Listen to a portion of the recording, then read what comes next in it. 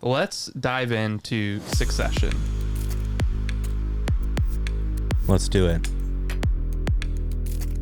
I felt that the final episode was very true to the show. If I could say one thing about the ending of the show, I would say that it stayed very true to its overall intention and theme throughout, like from beginning to end.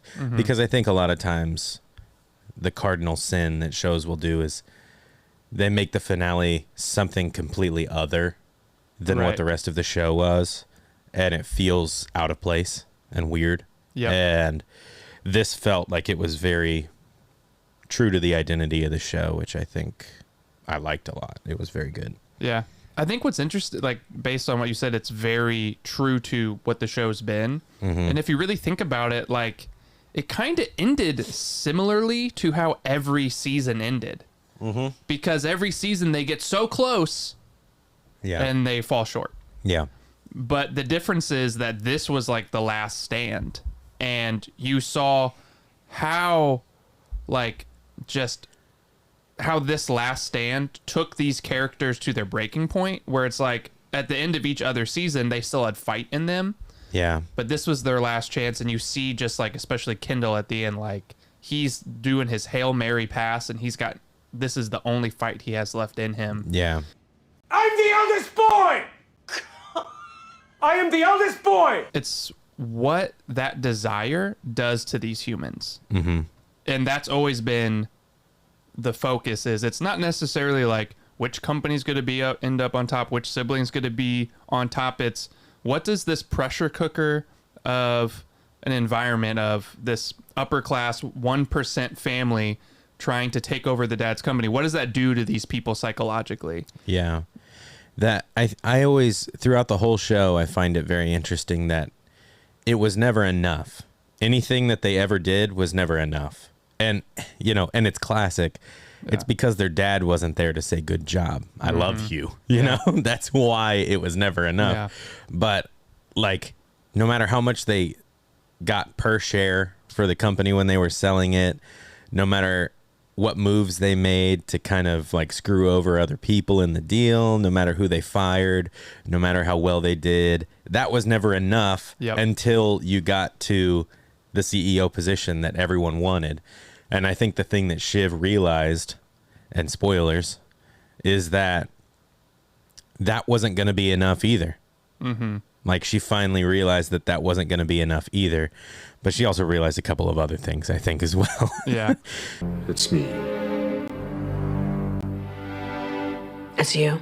Well, to be a little bit more articulate than what I was trying to do earlier is a lot of people after the finale were like, well, you know, they still have the PGN or that other network, you know, it's like, what about that? And it's like, but they can still do stuff. Like they still have money. Like they're getting so much money from this Gojo deal. And I'm like, why are they so devastated?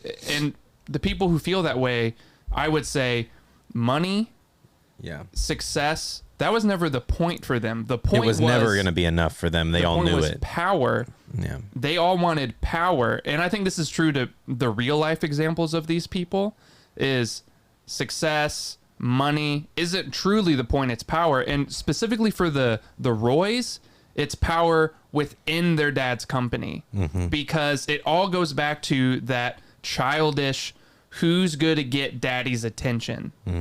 And Shiv, Roman, and Kendall wanted power specifically in their dad's company to be that sibling.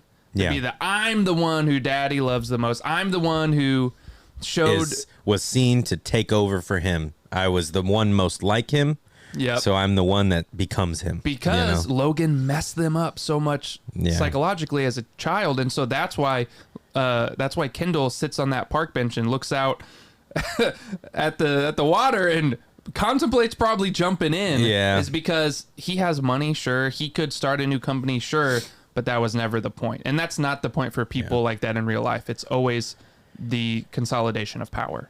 At the end of the day, whenever you think of the show from beginning to end, kind of Tom's arc, I think Tom was the child that was most like Logan.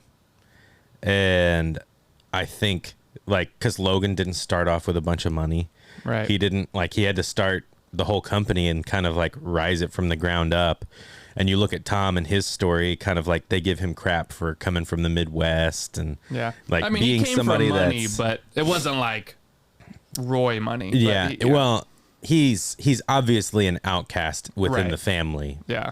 And so whenever you think of people that are most like him in the show, most like Logan in the show, Tom probably starts out most like Logan would have started out. I think the thing Tom knew that the other siblings could never learn, which pretty much prevented them from ever taking power, was Tom would do anything, even lowering himself to get above. And I think the Roy kids never, ever considered lowering themselves to get above. Yeah. Because that was the whole reason he picks point. Tom, is Tom's like, I mean, Skarsgård, I can't remember his character's name, but Skarsgård's basically like, I want to have sex with your wife, and to see if Tom would do anything. But Tom's like, no, you do whatever you want so I can get power. Like, you say whatever you want to me. He'll always just kind of, he'll bend over to get on top. And all the Roy kids always had this level of pride they want to go below. Yeah. And Tom was willing to go to prison. Yeah. Well, that's the same reason Skarsgård picked Tom is the same reason Logan started to elevate Tom. Is Tom was like, I'll betray your daughter. I'll do it. I'll, again, keep bending over for you, Logan, until I get what I want. And none of the Roy kids would do that. But I got you. I got just enough capital. My last kind of thought on the finale, I even tweeted about it, but you didn't see it because you don't have Twitter. Sorry. Is the thing I found the most interesting is I feel like all the kids ended up in a place to where they reflected how Logan truly felt about them. Yeah. Because the whole thing with Shiv has always been he could never get past the fact that she was like a woman. Mm-hmm. And I think in Logan's worldview, women are only there to have sex with and to give you kids. Mm-hmm. And what is Shiv's claim to power at the end? She's a wife who's going to give birth to the now CEO's kid. Yeah. It's kind of probably how Logan always thought she'd be. Roman, what did Logan always think of Roman? All bark, no bite. Yeah. All bark, no bite. Mm-hmm. It's kind of where he ended up. He would talk a big game, and then anytime he had a chance to step up in this last season, kind of wither away. Yeah. And what was this thing about Kendall? I think he's always secretly liked Kendall's Machiavellian instincts, but Kendall can never seal the deal. He can never win. He's not a winner. And Logan always told him that you're not a winner. And Kendall just failed to win at the end. And they all ended up exactly how Logan saw them. Well, his last words basically to them were, you're just not, I love you, but you're not serious people. Logan was always right. That's the message. Oh, yeah. Hey, real quick before you go watch another Mr. Beast video, I mean, the guy's got enough views, okay? So just stay here for a second. I wanted to let you know about our podcast. You've probably seen clips of it on this channel, but if you want to listen to longer conversations, you can check out our podcast, The Professional Appreciators, where my co-host Evan and I have longer form conversations than what you see here on the channel. So if you like the videos here, you're definitely going to like the podcast. And don't forget to check out our Patreon.